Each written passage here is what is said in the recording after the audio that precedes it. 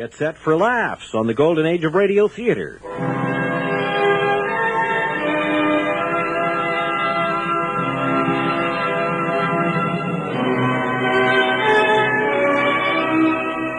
Hello there, this is Victor Ives inviting you to join us now as we turn back the clock to relive the golden moments of radio's yesteryear and bring you the greatest radio shows of all time on the golden age of radio theater. We have two really spectacular comedy shows for you this time. Our old favorites, Fibber McGee and Molly, played by Jim and Marion Jordan, and Edgar Bergen and Charlie McCarthy, with special guest star, the great Gildersleeve. Fibber McGee and Molly.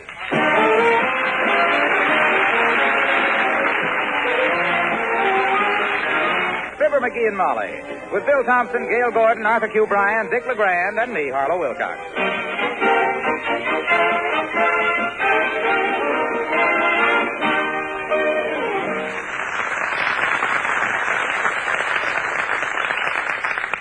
Of those two men with big bags on their backs who bring you things, Santa Claus and the mailman has about 300 more chances a year to surprise you. Like just now, when he is approaching 79 Wistful Vista with a special delivery letter in his hand.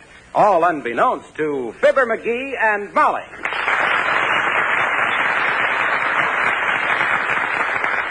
What were your plans for today, dearie? Oh, I don't know. Thought I might drop in at the Elks.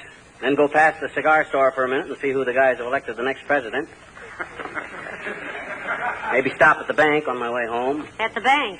Blood Bank or First National? Blood Bank. Who's got any money? Well, I was just thinking that... Come in. Oh, good morning, mailman. Morning. Is your spouse in the house? If you mean is my guy standing by, yes, he is. McGee, the mailman, wants to see you. Oh, what's on your mind, my little civilian sad sack? What's on your mind? And haven't we met before someplace? Sonny. What? I said, Sonny, I used to meet you frequently when I was drinking sodas at Kramer's drugstore. Remember? Oh, Sure. yeah. Oh, yes. Oh, sure. How come you left Kramer's to deliver mail, Bud? Well, Washington don't seem to consider drinking sodas an essential industry. Delivering mail is an essential industry. So forthwith and without more ado, I am now a mailman, an essential industry. And here's a special delivery for you. Oh, much obliged. Are you going back to Kramer's drugstore after the war, son? Probably. Huh? I says probably. What do you mean, probably? I mean probably. P-R-O-B-A-B-L-Y. Probably. Well, much obliged for the letter, Bud. I'll see you again. Hey, wait a minute. You'll have to sign for... What? Now, what's the matter? Don't I articulate the stink? I says you'll have to sign for...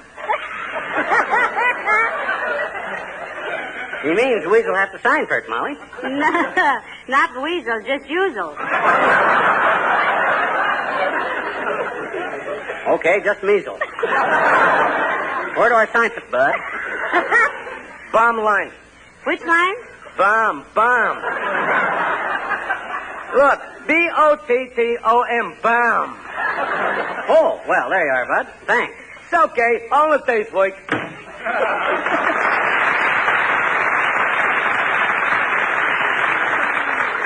Who's the letter from, dearie? I don't... Well, I'll be... Hey, look. It's from my cousin, Roy McGee, in Portland, Oregon. Oh? Last time I heard from that guy was in 1930, and he wanted to borrow $20. Well, times are better now. Maybe he wants to borrow 100. Yeah. You get the same reply you got in 1930. Which was for the, what? Well, I can't spell it. It's just a noise you make with your tongue. Now, let's see. Have a look here. Dear Fibber, I don't know whether you... Anyway, here in Portland, Oregon. Take complete charge of... Oh, my gosh. Oh, this is wonderful. This is marvelous. Well, that's nice. Someday, when we're walking hand in hand up some quiet country lane in the hush of the evening, maybe you'll give me just a tiny little hint of what it's all about. Not that I want to be snoopy, sweetheart. Why, it's from my cousin Roy. He wants us to come to Portland, Oregon and live in his house this summer. Yeah? Seems he owns a string of canneries and wants me to take complete charge of them. He says if I make good, he'll turn one of them over to me. What do you know about the canning business? Anything Roy McGee could learn in 15 years, I can learn in 2 days. Boy, oh boy, imagine me in charge of 6 canning factories. What do you suppose he can? I don't know. Besides you, when he finds out how much you don't know about canning. Well, let me see. Portland, Oregon. That's salmon and tuna fish country. And cherries. Tuna fish and cherries. Who'd eat a combination like that? We wouldn't can them together. Hey, maybe that wouldn't be so bad. I've seen worse combinations in tea room salads. Tuna fish and cherries. Oh, well, we'll see about that later. Much later. First thing we got to do is sell this house. Sell this house? Oh, now, McGee. Got to make a clean break, baby. Can't run a canning plant in Portland, Oregon and keep my other pants hanging in Wistful Vista. Got to put the house up for sale. Hand me the phone. Oh, dear, you're so impulsive. Here. Thanks. Hello, operator. Give me the Wistful Vista real estate and escrow. Oh, is that you, Mert? Oh, dear. How's every little thing, Mert? Tis, eh? What's say, Mert? Sidney, the grocery boy. He did, eh? Did she scream? Did who scream, McGee? Mert's kid sister. Why should she scream? Sid kissed her. Oh. What say, Mert? No, let's not try it again. Okay, I'll call later. Just going to put the house up for sale. Yeah. Going to Portland, Oregon, Mert. Yeah. Going in the canning business. Canning business. Yeah. Don't say anything about it yet, Mert. Okay, thanks. Real estate office is busy. Oh, dear. I love that business about telling Myrtle to keep it quiet. Mm-hmm. That girl spills more beans than a Navy cook in a hurricane. I know that, Tootsie. And inside of 3 hours, everybody in town will know we're moving to Portland. Saves making a formal announcement. I see. She's a one-woman secret service with no secrets. Mert couldn't keep a secret if she was blindfolded, gagged, bound, and buried under 40 feet of cement. No. When she was given the gift to Gab, she took it back and got a larger size. Yeah. That kid collects more wrong dope than a narcotics squad, and to her, the word truth is just part of a radio show called And Consequences. Yeah. Mert means well, but her sound wasn't wired for brains. And she uses green lipstick so her mouth won't have to stop. Oh. She's the only girl known to medical science whose tongue has worn out 3 faces. Oh, dear. The only reason they gave her that job on the ground floor of the telephone exchange was because they knew Mert could never run down. She was vaccinated with a...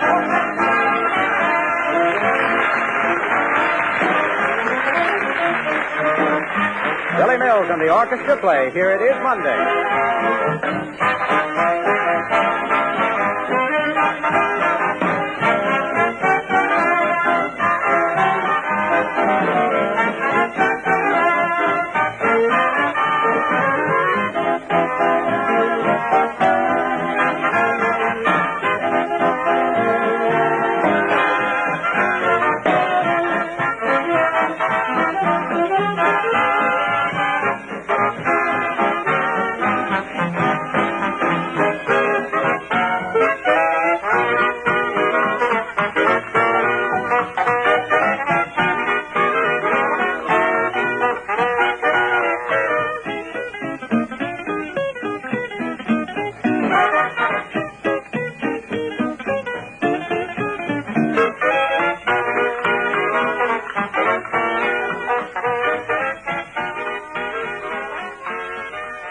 From April 25th, 1944, you're listening to the golden age of radio theater as Fibber, McGee, and Molly plan to move to Oregon.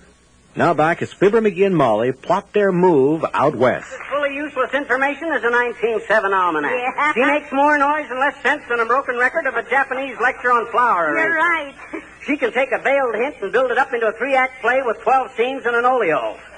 She's the kind that burns the scandal at both ends, and she gushes like a broken water main. Besides that, she talks too much. Oh, dear. Well, I guess that takes care of Myrtle. You betcha. I hope you never sit down and start really analyzing my qualities, dearie. I did that long ago. You did?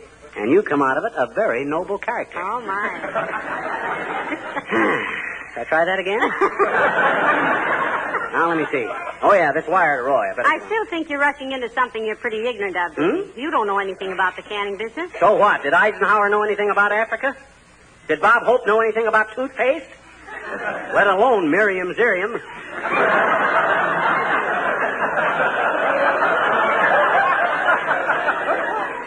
Now, what do you think of this telegram to Roy? Well, let me see it. Roy K. McGee, Portland, Oregon. Your offer comes at a difficult time as I have had several propositions from big syndicates in the East. What big syndicates? You ever hear of Frawley, Bullfinch, Hammerfelt, and Crump?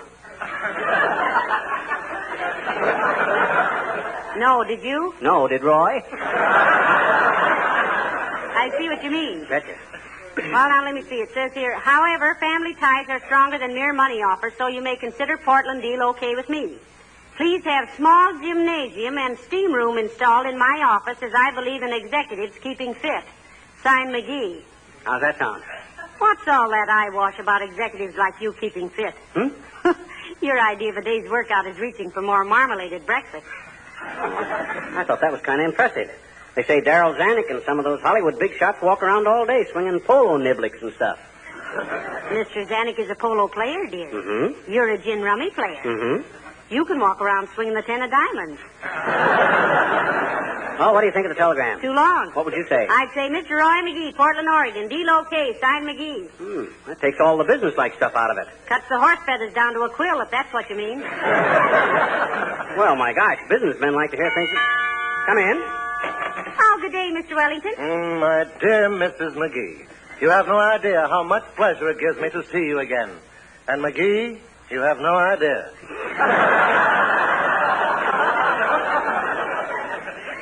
Hi, Wellington. I'd shake hands with you, but you're a little out of reach up there on that high horse. Musing fellow. Someday, old man, I should like to follow you around all day and take notes of everything you say. With what in mind, Mr. Wellington? To see if it looks as silly as it sounds. Ah, touche. What do you mean, touche? My hair is my own, and you know it. I never... I didn't say toupee, dearie. I said touche. Huh? A French expression meaning you got me. Oh. Was there something we could do for you, Mr. Wellington? I will come directly to the point. How much do you want for it? For what? This house? I have it on very good authority that you are putting it up for sale. See what I mean, Molly? Mert didn't waste any time. Isn't it wonderful? Mm-hmm. Well, I'm sorry, Mr. Wellington. The house is not for sale as yet. Our plans are not fully matured. You see, Sig, I'm thinking of taking over a string of canning factories up in Portland, Oregon. If I do, I'll naturally pull up stakes here, but I'll let you know, Sig. I have your word, then, that I may have first refusal? Absolutely, Wellington. Good, because I'd be the first to. Allow me to wish you every success in Portland, Oregon. Don? Like a flash.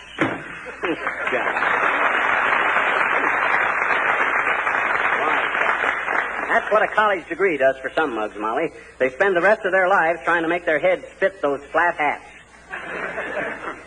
No. Hey, what kind of clothes do you wear in Oregon? Search me, dearie. It's warm out there, isn't it? Is it? I think the Japanese current goes past the coastline. Yeah, but how about after the war? Well? What do you say we look it up? Hand me that encyclopedia. Here you are. Now, let me see. Portland. Mm-hmm. Here we are. Look, it's on the Columbia River. Ah, that's salmon country. Oh, I'm going to like that job. Go out in the morning with your fish pole and catch your salmon. Come back in the afternoon and can them. That's what I call a real... Hello, folks. Hello, Mr. Wilcox. Hi, boy. Mighty glad to see you, boy. Won't have much time to spend with each other from now on, boy. But it was swell knowing you, boy. Really swell.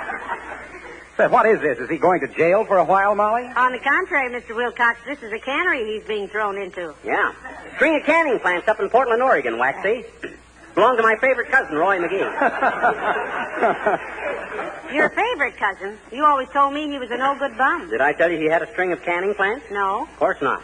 If I'd have known he was rich, he'd have been my favorite cousin long ago. Incidentally, Junior, I might be in the market for a clean-cut lad like you as sales manager. Do you ever think seriously of leaving the wax outfit? Nope. You wouldn't consider it, Mr. Wilcox? Nope. That's your last word? Yep. Haven't you any more to, now that the subject has been, heavenly days, you usually... Haven't you got any message for us today, Waxy? Some little thing that'll brighten people's lives? Make them happier? Well, yes, I have. Oh. It's about V-mail. What do you mean, V-mail? Well, that's what I mean. When you write to any boy or girl in the service, use V-mail, because V-mail delivery is guaranteed. It saves precious cargo space, and it's the only kind of personal mail that's always sent overseas by air. Yeah, but what's V-mail got to do with it? Believe me, if you were a soldier in Australia, you got a letter inside of 7 days, you'd really appreciate it. That's what V-mail does. It moves. It literally flies. So when you write to your friends and relatives in the service, get some V-mail stationery at your druggist, stationer, or dime store. Address it correctly and completely, and you've guaranteed safe, fast delivery. I certainly don't know how he's ever going to tie that up with... He can't do it now. Remember, folks, every letter counts. Oh. And you make yours count, too, when you use V-mail. Heavenly days, he did it. Yeah. Well, do you think you'll be a success in the canning business, pal? Why not? My cousin runs this thing. I don't have to work my way up. As soon as I'm in, I'm up. Well, look, do you know anything about canning? Well, my experience has taught me one very valuable rule. What is that, sir? Never jab an opener into a can of tomato juice while wearing a white summer suit. Well, I take it the same rule applies to a can of mushroom soup while wearing blue serge. It does, indeed. It does. I shall keep you informed as to further suggestions, Junior. Pray do, and good luck with it, Canner. Thanks, Waxer.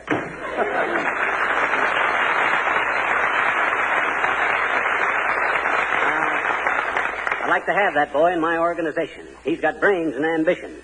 Doesn't smoke, drink, chew, nor watch the clock. Hey, where are you going, Molly? I'm going upstairs to look at the linen situation, just in case we do go to Oregon. Don't forget to send the wire to Roy now. I won't. There goes a good kid. I know she thinks Oregon is full of Indians and grizzly bears. But does she squawk and complain? No, sir, not her. I can just see her standing there in the door of our cabin with a rifle. While I run down the path to the canning plant with the clean, sharp aroma of the pine woods and last year's salmon. Come in. Hi, mister. Ah, there, my dear. Do come in and sit down. Well, I was... I said, do come in and sit down.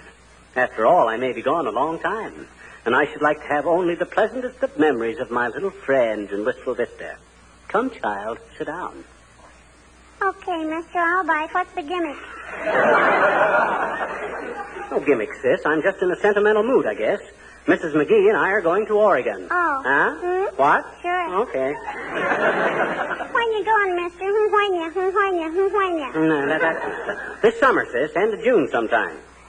Get there just about the time the salmon are going upstream to pawn their young.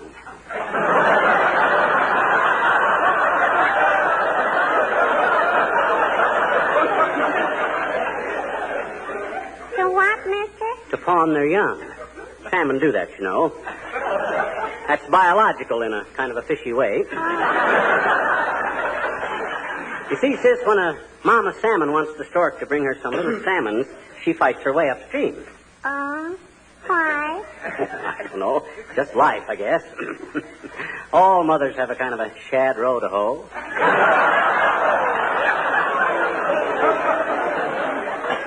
What'd you say, mister? Skip it. Anyway, when they get upstream, they start pawning their young. Gee, do they, honest? That's what they tell me. Oh. Pawning with salmon refers to the fact that the young salmon are left as security for the old folks, you see. In fact, the original pawn shop symbol, sis, was originally meant to indicate 3 golden fish balls made of salmon. Look, mister. In the first place, the salmon run doesn't start in June. It starts in February usually and lasts through spring. Yeah, but what's Secondly, the older fish do not return to the spawning ground. They usually die on the return trip to the sea. The young salmon, or par, live in fresh water a year or two, and then they go to sea as smoke. Yes, but what? In approximately another 2 years, they seek fresh water again. That's completing the cycle. So save that blessed event stuff for people who believe in it, like Mr. Winslow.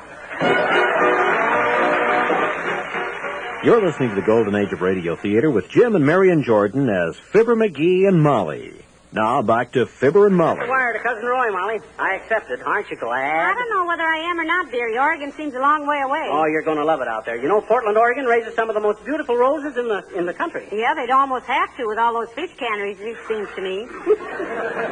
Incidentally, I think Beulah's fixing trout for dinner. Oh, boy, trout. That's for me. How's Beulah fixing it? I'll see. Oh, Beulah! Somebody in here yipping for Beulah?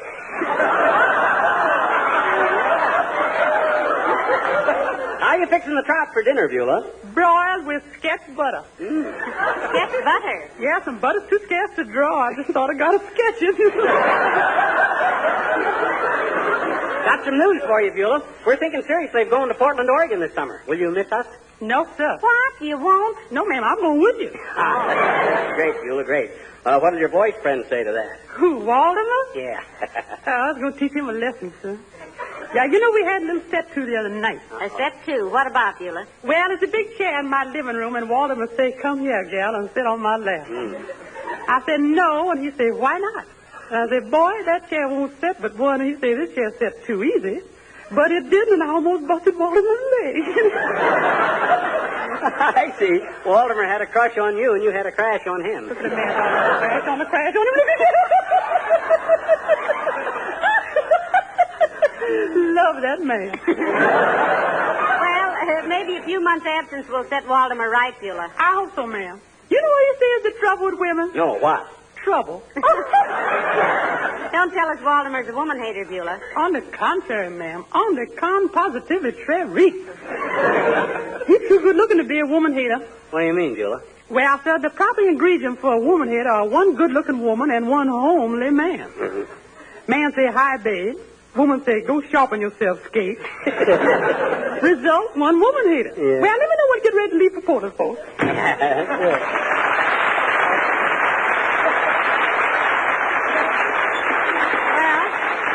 There's another railroad fare to Oregon, McGee. I'll put that on the expense account.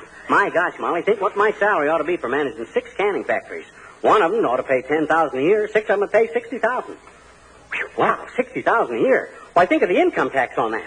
Must be around $25,000. Why, that's almost half. I won't pay it. By George, that's confiscatory. I'll take this case to the highest court. Come in. Oh, hello, Doctor. Hello, Molly. Hello, Worry Wart. Hi, Aerosmith. What are you scowling about? Taxes, Doctor. Taxes? Yeah. What taxes has he got to worry about? He makes just enough to keep his head above water. And there are those who fail to see any necessity for that. I'm not squawking about my present taxes, you big oaf. But I got a big job coming up in Oregon, managing a string of canning factories for my cousin. Canning factory? Yes. Well, as the prince said when he first saw Cinderella, now there is one of my favorite subjects. You managing a canning factory. Oh, now he can do it, Doctor. He can do it. You're darn mighty right I can do it. Oh, chutney. You couldn't manage an ice cream parlor at the North Pole. Why, you'd have labor trouble with a marionette show. It'd be like an Airedale running a flea circus. Is that so? Yeah. Why, you pompous old pill roller. When it comes to business, you got about as much head as yesterday's beer. You don't say. I do say. Well, look who's talking. Of all the inconsequential, inconsistent impersonators of industrial impresarios, you are without doubt the outstanding example of pragmatic ineptitude. Sometimes I wish I'd gone farther in school. I never know whether to take a bow or a sock at somebody. The lack of a college education has probably saved you a lot of teeth, dearie. Yeah. Molly, just what is this nonsense about him running some canning factory? It isn't nonsense, you lemonhead. It's a fact. His cousin Roy in Portland, Oregon wants us to move into his house this summer and take complete charge of all his canning. I'll handle the purchasing, sanitation, housing, welfare work, and all stuff like that there. And he says if I make good, I can take my pick at the plants and he'll turn it over to me. There is something fishy about this, and I don't mean salmon. No, there isn't, Doctor. Show him the letter, McGee. Okay, there. Read that now, you big skeptic. All right. Dear Fibber, my wife and I would like to take a well-earned vacation this summer and wonder if you would come to Oregon and keep an eye on things while we're away. As you may know, I have a string of very valuable canaries. Canaries. What? Read that again, Doc. You said canaries. That's what it says, canaries. Canaries. Let me see that letter. This is a canary. Oh, this is ridiculous. It doesn't say canaries. You can't run a canary.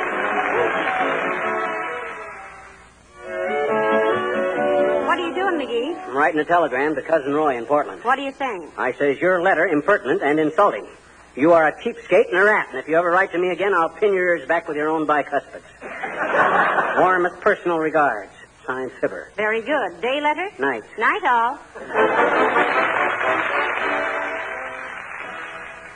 Well, somehow I knew they wouldn't move from Wistful Vista after all, but they did provide us with a good half hour of comedy on the golden age of radio theater. And now from 1942, Edgar Bergen and Charlie McCarthy with special guest star Hal Perry playing the Great Gildersleeve. There are references in this show to their new movie, Here We Go Again, starring Edgar Bergen, Charlie McCarthy, Fibber McGee and Molly, the Great Gildersleeve, and others. Edgar Bergen. Bergen and Charlie McCarthy, and your host, John Amici.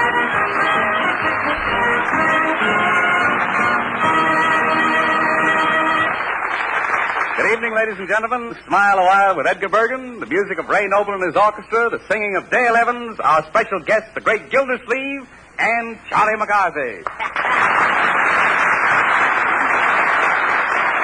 Oh, Mr. Amici. Hi, Charlie. Say, tell me, Charlie, are you still a sergeant major in the Air Force? Exactly, young man. You may salute me. Well, we'll get to that later. What I want to tell you, Charlie, is I want you to shake hands with the newest member of the Air Force, Captain Dale Evans. Captain Dale Evans? Dale, is this true? Yes, Charlie. I guess that makes us buddies, doesn't it? Yeah, well, I didn't think they took girls into the Air Force. Of course, you you do have the fuselage for it.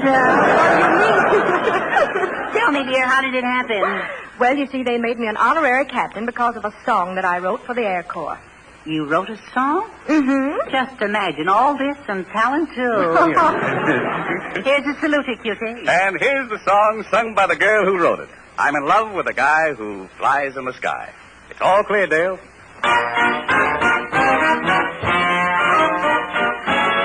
Miss Evans, may we call you Dale? Well, hello, boys. What's cooking? We'd like to take you out to dine tonight. How's about a good looking? I appreciate your offer, boys, to take me out to dine. Though I love to dance to a rumba band or join a conga line, I'm afraid I must decline it, and the reason's very clear. For I must finish a sweater for someone who's very dear. I'm in love with a guy who flies in the sky for Uncle Sam. Oh, yes, I am. And when I go to sleep, well, I know he will keep me safe from harm. I've no alarm when I hear humming way up above. My heart says he's coming, and it's the one you love. But then I know that he won't come back to me until the day that we can say all is well with the USA.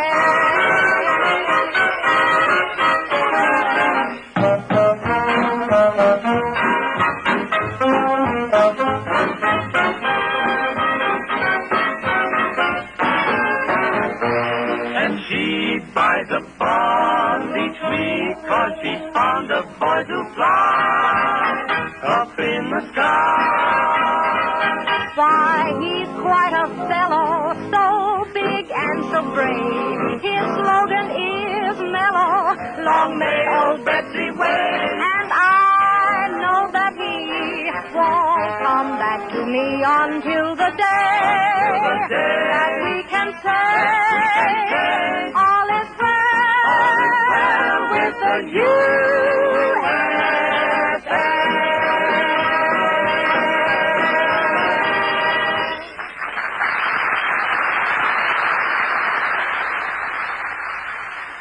That's perfectly all right. Oh, now, Bergen, stop that. All right. Will you try and stop it? Well, Charlie, I don't know what to do about it. Hey, Edgar, what's the matter with you? You sound like a cracked record. Well, it's really awful. I'm so embarrassed. I don't know what to do. The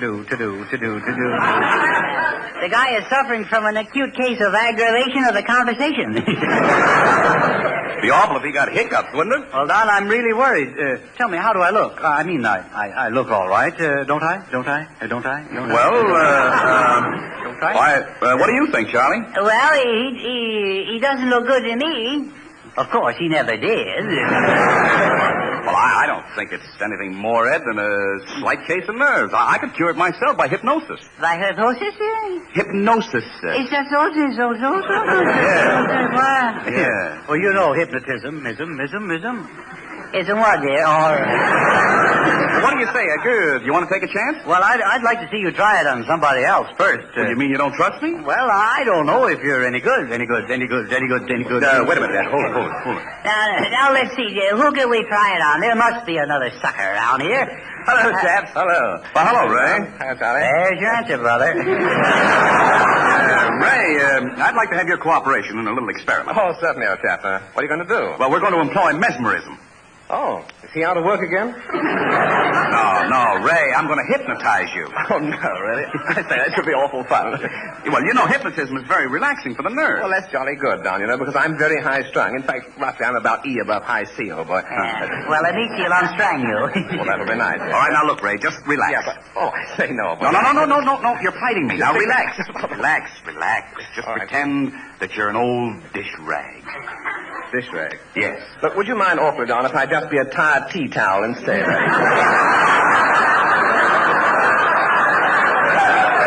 impossible. Well, all right, Don. Go ahead, try it on me. It's worth the chance, to be cured. Okay, Edgar. All right, now, just look into my eyes, and I shall put you to sleep. All right, Don.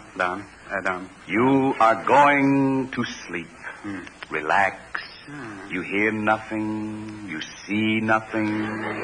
You feel nothing. Are you hypnotizing him or watering the lawn here?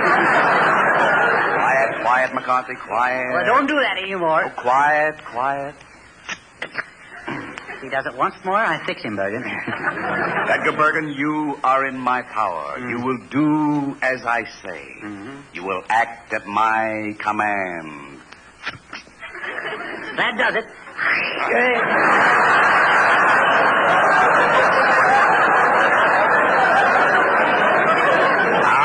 Now, stop interrupting, McCarthy, stop. Here, I can do it. At the count of 3, Bergen will be asleep. 1, 2, 3. I tell you, you did it, Amici. You did it. Certainly I did it. Doesn't he look cute asleep? He reminds me of a song. He does? Yeah. What song? Beautiful Dreamer? No, Sleepy Baboon. Charlie, don't say that. When a man's hypnotized, he can be made to believe he's anything you say he is. He can? Well, sure, if you tell him he's a dog, he'll bark like a dog. Oh, go on. No, Charlie, I'm telling you the truth. Yeah, well, fix it up so I can take over, will you? You want to take over, huh? Make me boss man, yeah. Okay, Charlie. Edgar Bergen, you will be anything Charlie says you are. This is my moment, brother. Bergen, you're nothing but a... Oh, I can't use that kind of language, can I? Now, let me see. What will I make him act like? Well, why don't you make him act like a chicken? Yeah, he'll only lay an egg. I got it. Bergen, you are now an airplane. Let's see what you can do with that. By golly, he's doing it. Look at that takeoff, will you? Close the windows. He'll go out south for the winter. Boy, just look at him go. I hope the air raid spotters will identify him as friendly. Albuquerque, New Mexico, temperature 89, dew point 52, wind northeast by southwest, ceiling unlimited. Come in, Edgar Bergen. Lower your landing gear.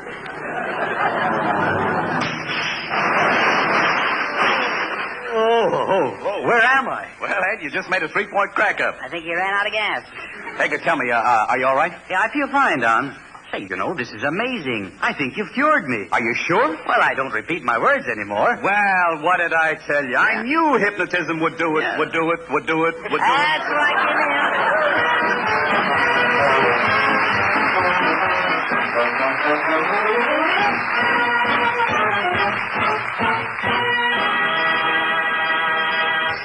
Ladies and gentlemen, this is not so much an introduction as it is a warning. Charlie McCarthy in his time has attempted many impossible things. Today, he informs us that we have a singing treat in store. by none other than Charlie McCarthy. Now, this, ladies and gentlemen, is a very fitting time for you to either put the cat out or empty the pan under the icebox. Now, in regard to this song, we have... Excuse me, Mr. McGee. Not now, Charlie, not now. It isn't exactly a song. No, I know that. Oh, well, what I mean is, I choose to call it more of a recitative. Oh, you do, huh? It leans towards a recitative. I see. Well, very well, Charlie. A recitative by Charlie McCarthy, assisted by Dale Evans. Thank you. Who doesn't realize what she's letting herself in for. Oh. Entitled Delicious Delirium from Edgar and Charlie's new RKO picture, Here We Go Again. And I'm leaving now.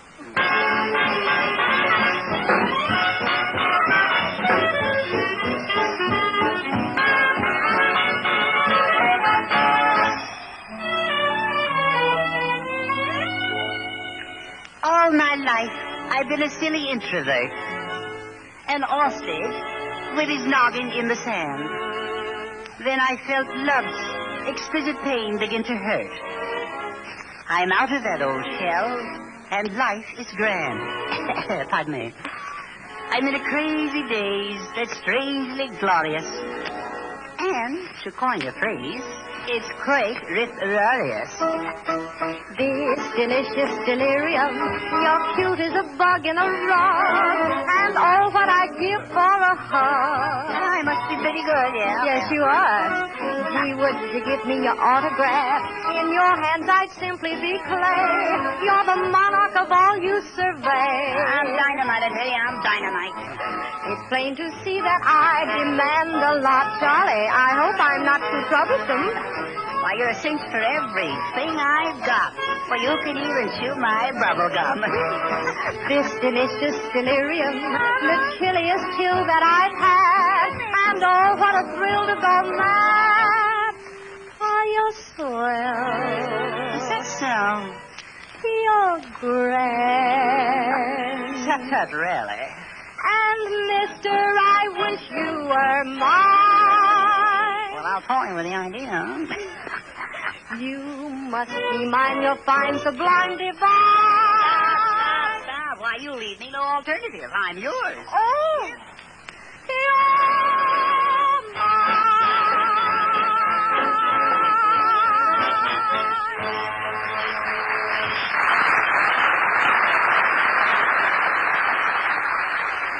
Till a few minutes ago, if someone had asked me if you could sing, I'd have said I don't think so. Oh, now, kind of you. And now? I still don't think so. Oh, thank you.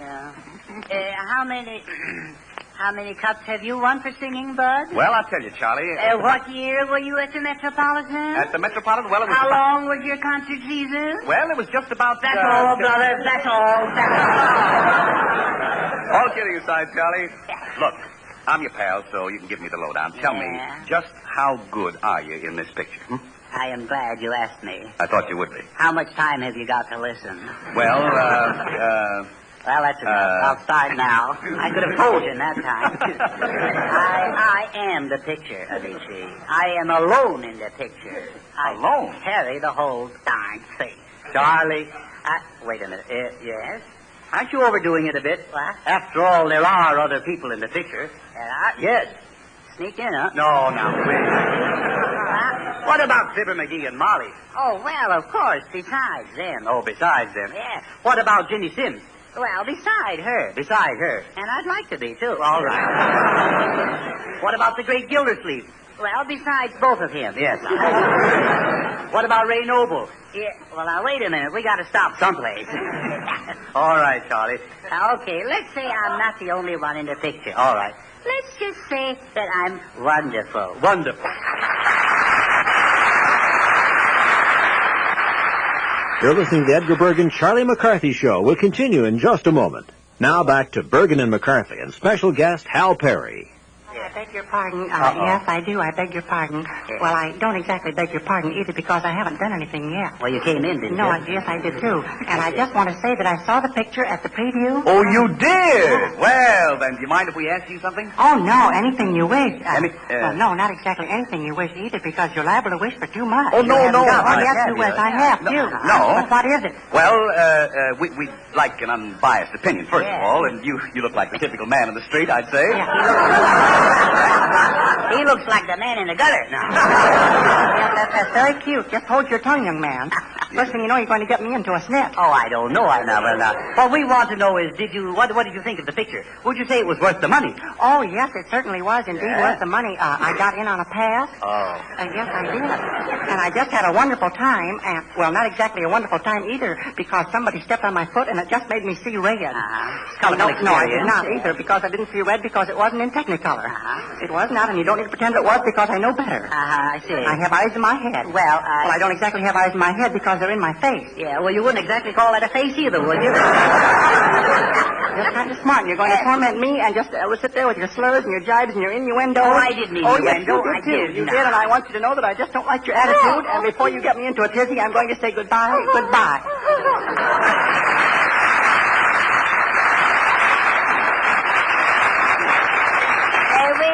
We will disregard his opinion of my picture. Now, who else can we ask? Somebody must think I'm good besides me. Yeah, well, look, Charlie, I was talking to the great Gildersleeve a little while ago, and he gave me a pretty good idea of who gets the laughs in the picture and why he does. Oh. Well, of course. That's the great Gildersleeve. Yes, well, that Gildersleeve. Take away his stomach, and what has he got? Yeah. His success is purely pot luck. Now, Charles. There will be none of that, young man, none of that. No, you're not going to make any remarks about Mr. Gildersleeve's figure.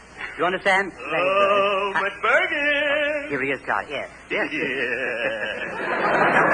Hello, Edgar. Why, Throckmorton P. Gildersleeve. I'm certainly glad to see you. Yeah, thank you, Edgar. Well, hello there, little chum. Hello. Aren't you the boy who was hanging around the set while we were making the picture? Hanging around the set?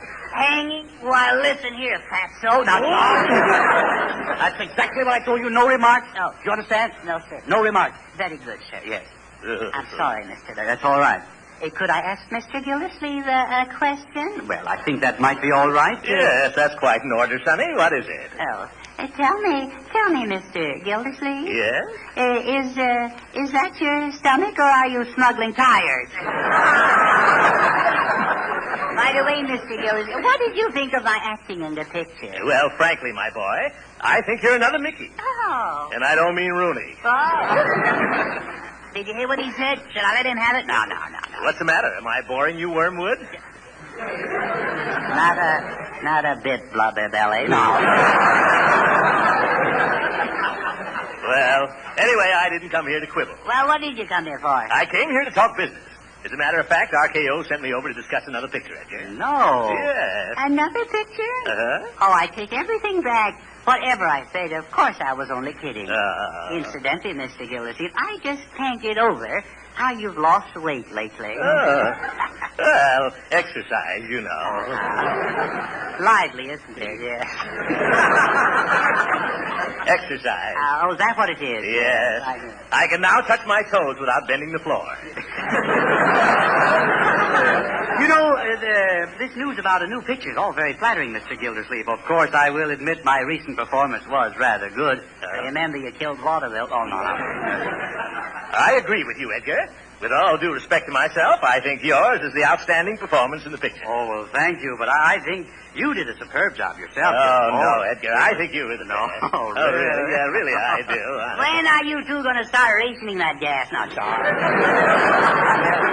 Anyway, I suppose there's always a place for a handsome, dashing, Adonis type of a leading man. Well, stuff me with clothes and call me a ham. All right. Of course, I'm somewhat concerned about my romantic appeal. How would you suggest that I might improve it? You might try knocking 10 years off your age now. Wait a minute. Personally, I prefer comedy. Oh, yes. Of course, maybe that's because I do have a flair for it. Why, when I see myself on the screen, I just hold my sides. Mm-hmm. With me, it's the nose. Why, you termite snack bar? What? I don't know how you ever got past Kintley Garden. If you were my boy, I'd take you across my lap. What lap? Well, I had one before my chest slipped its mooring. Well, I don't stop. Please, fellas, now let's stop this. Well, we were talking about a proposition for another picture. Is it definite, Mr. Gildersleeve? Well, there's just one little angle, Edgar. Oh, yes. To put it briefly, the studio hesitates to break up a team of many years standing, like Bergen and McCarthy. Yeah. But they feel Oh, well, Bergen, it had to come sometime. What do you mean? Don't worry. I'll take care of you. I'll give you 75 cents a week. If I can live on it, so can you. I'm afraid I haven't made myself quite clear. The studio doesn't want Charlie McCarthy. Huh? The studio wants Edgar Bergen. You mean that they don't want me? No. Why, you double-chin, double-stomach, double-crosser, you... What's the matter? Do I smell wood burning? Now, listen, Blimp. What is it, Shrimp? Go ahead, Charlie. Give it to him. He's nothing but a barrage balloon with a built-in bomb bay. Thanks, Amici. Why, Gildersleeve, you're the biggest hunk of blubber I've seen since I came back from Alaska. Why, I ought to sock you in the eye, or is that a knothole? Go ahead, Gildersleeve. Go ahead, let him have it. He's yellow. What? Amici, whose side are you on? Nobody's. I'm just here to make trouble. Gentlemen, please. Why, you big beefsteak? Why, you little tent steak? Then let him have it. Why? Let him have it.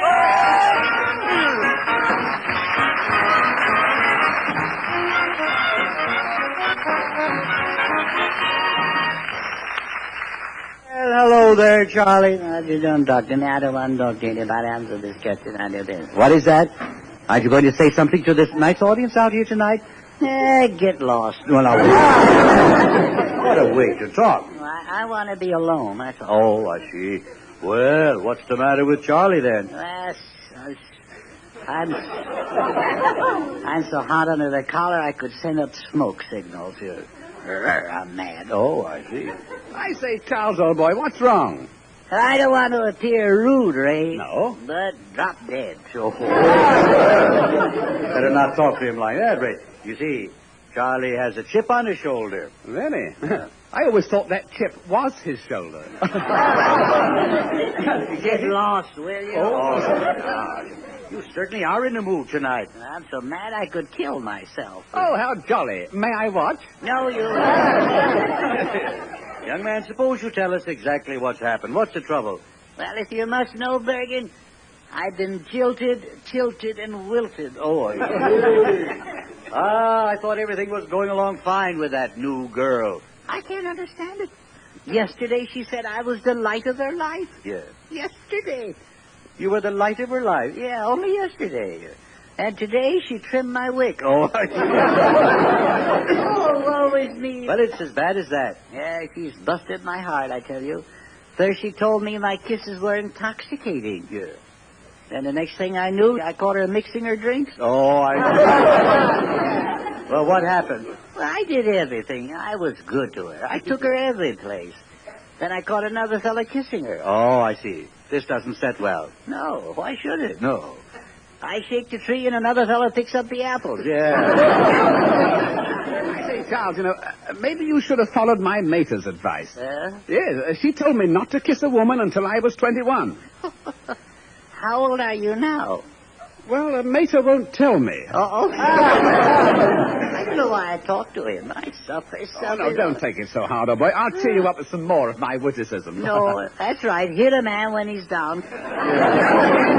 It's no use, Ray. Don't try to take my mind off being mad. I want to stay mad, that's all. Oh, it's like that. Yeah. That's no good, Charlie. You see, anger causes the adrenaline glands to release glycogen in the liver. Oh, it does? Yeah. What does it do to the onions? Oh, never mind. You should take your setbacks with good grace. Just remember, everybody loves a good loser. Oh, sure. And yet if you win, you don't care who hates you. I say, I don't blame you for being upset. No, I was once engaged to a girl, and she avoided me for the longest time. Yeah? Yes, and the next time I heard from her, she had 7 kids. No. Oh, definitely, yes. Yeah. Made me so jolly well mad, I broke off our engagement. Yeah.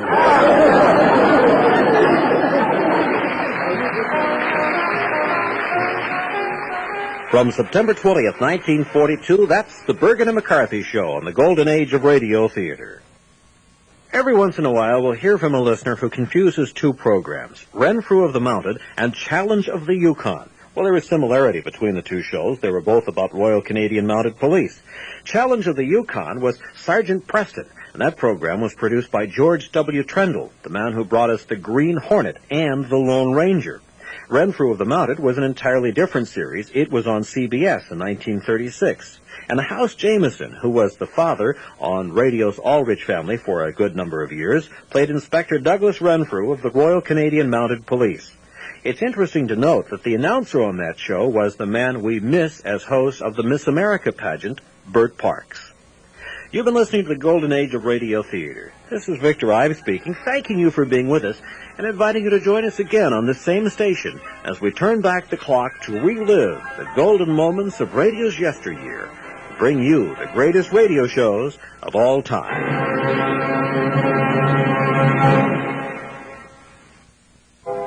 For a copy of today's program, call 1-800-326-0296 and refer to show number 8. That number again is 1-800-326-0296. And remember to refer to show number 8.